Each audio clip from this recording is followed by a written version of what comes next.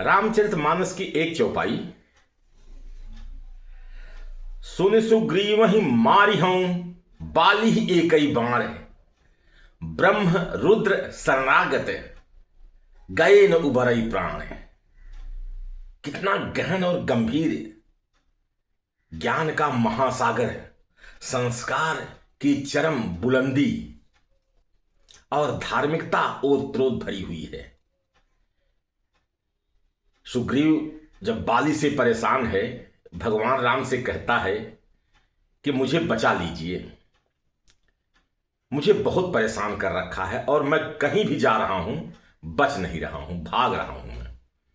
तो भगवान राम क्या कह रहे हैं कि मैं एक बाण में ही उसे समाप्त कर दूंगा, एक बाण में ही।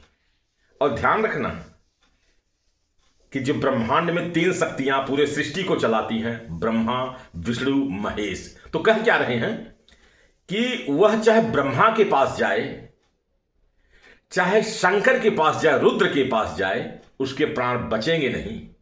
लेकिन यहां धीरे से अपने आप को बचा ले रहे हैं। ये इशारा है कि अगर बाली हमारे पास आ गया, मैं विष्णु का अवतार हूं, कि ब्रह्म रुद्र शरणागत, वो ब्रह्मा और शंकर के पास जाने पर भी उसके प्राण नहीं बचेंगे। लेकिन यदि विष्णु के पास चला आए, मेरे पास चला आए, तो उसके प्राण बच जाएंगे। ब्रह्मांड की केवल तीन शक्तियां हैं, ब्रह्मा विष्णु महेश। इसे अंग्रेजी में भी गॉड की परिकल्पना की गई है, जिसमें यह कहा गया है कि God, GOD, generator, operator and destroyer.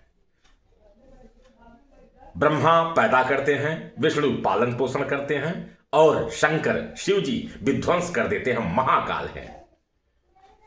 ये इशारा है, संकेत है कि पूरे सृष्टि का। और तो छोड़ो, साइंटिस्टों ने, वैज्ञानिकों ने अभी जो खोज किया है कि अणु और परमाणु केवल तीन ही चीज, तीन ही थीसिस, तीन ही पदार्थों पर आधारित हैं। वो क्या है?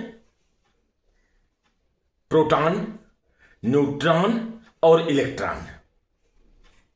जो हमारे वेदों ने, सनातन धर्म ने, पुराणों में, वेदों में, गीता में, रामायण में कह दिया है ब्रह्मा विष्णु महेश।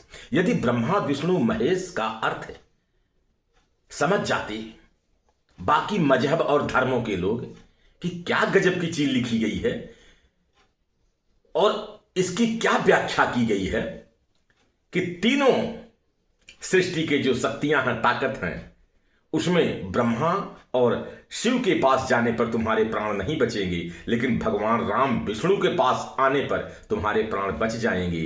तो ब्रह्म रुद्र शरणागत गयउन उबरई प्राण। ये है हमारे धर्म की, हमारे सनातन धर्म की तहजीब, जीने की कला, शिष्टाचार, परंपरा, धर्म और नैतिकता कूट कूट के भरी है। आप एक छोटे से प्रसंग को लेकर के, किसी एक छोटे से अर्थ के अनर्थ को लेकर के लोगों को भ्रमित कर रहे हैं, लोगों को समझाने की कोशिश कर रहे हैं। हमारे धर्म की अच्छाइयां देखें। धन्यवाद।